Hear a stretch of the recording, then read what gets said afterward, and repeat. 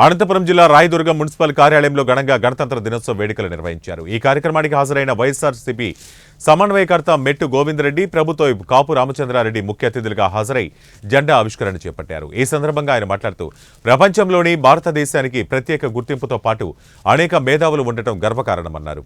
మన దగ్గరే ఉన్నారు కాబట్టి అది పోవాలంటే కూడా అందరం కూడా పెద్ద మనసుతో మనం ఆలోచన చేయాలి. ఉన్నవాడు లేనివాడు అనేటువంటి ఈ వ్యత్యాసం అనేది పోవడానికి మనమందరూ కూడా కృషి చేయాలి. అదేవిధంగా దేశం నాకేం చేసింది అని కాకుండా ఈ దేశానికి మనవంతుగా మనం ఏం చేయగలుగుతాం అనేటువంటి విషయాన్ని మనమందరూ ఆలోచన చేస్తే నిజంగా దేశభక్తిని చాటుకున్నట్టే అని చెప్పి ఈ సందర్భంగా కూడా మీ అందరికీ కూడా చెప్తున్నా. నేను 5 సంవత్సరాల ఎమ్మెల్యే కాలంలో ఇది చివరి రిపబ్లిక్ డే సందర్భంగా 2 మాటలు కూడా చెప్తూ ఉన్నా. రాయదుర్గం మున్సిపాలిటీకి డిసెంబర్ 27న 20 కోట్ల రూపాయల గ్రాంట్ను తీసుకురావడం జరిగింది. వెంటనే టెండర్ పిలవాలనుకున్నాం, కానీ ఈ లోపల కొన్ని డిస్టర్బెన్సెస్ వచ్చినాయి. మీకు అందరికీ కూడా తెలుసు.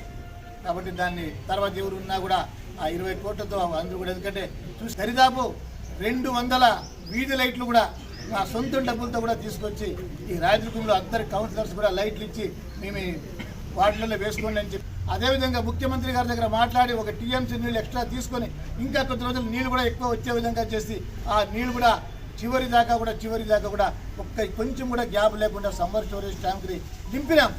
అదేవిధంగా 40 కోట్ల రూపాయలతోటి 39 గ్రామాలకి నీళ్లు లేకపోతే ఆ పండ్లు కూడా టెంకాయ కూడా కొట్టలే, పబ్లిసిటీ కూడా తీసుకోలే. పండ్లు ఎక్కడ చూసినా కూడా పైప్ లైన్లు అన్నీ వేస్తూ ఉన్నారు. 40 కోట్ల రూపాయలతోటి ఆ పని కూడా నేను చేయించడం జరిగింది.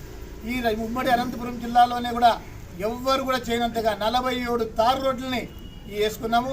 సాక్షాత్తు ఎంపీ రంగయ్య గారే మన మీటింగ్లో కూడా చెప్పడం జరిగింది. నేను ఎంపీ సెగ్మెంట్లో ఎక్కడ కూడా ఇది రోడ్లు వేయించుకోలేదని చెప్పేసి, మీ కళ్ళకి అన్ని దగ్గర కూడా కనబడతాయి. తారు రోడ్లు వేయించడం కూడా మన కళ్ళకి కనబడతాం. కాబట్టి ఒక ఎమ్మెల్యేగా రాయదుర్గం ప్రజలించిన అవకాశాన్ని ఎప్పుడు కూడా నేను సద్వినియోగం చేసుకోవడం జరిగింది. కరోనా టైంలో ఎట్టట్ల వాళ్ళు కూడా పారిపోయినారు, ఎలాంటి వాళ్ళు కూడా పారిపోయినారు. కరోనా అంటే అందరూ భయపడి పారిపోయినారు. కానీ నేను కానీ నా భార్య కానీ మిగతా కొంతమంది మిత్రులు కానీ టోటల్గా ఇక్కడే ఉండి ఒక లోడ్ శానిటైజర్, చాలామందికి తెలియదు, ఒక లోడ్ శానిటైజర్ తెప్పించి పంచడం జరిగింది. ఎమ్మెల్యేగా రాయదుర్గం ప్రజలు ఇచ్చినటువంటి అవకాశాన్ని నేను ఉపయోగించుకున్నా. ఒక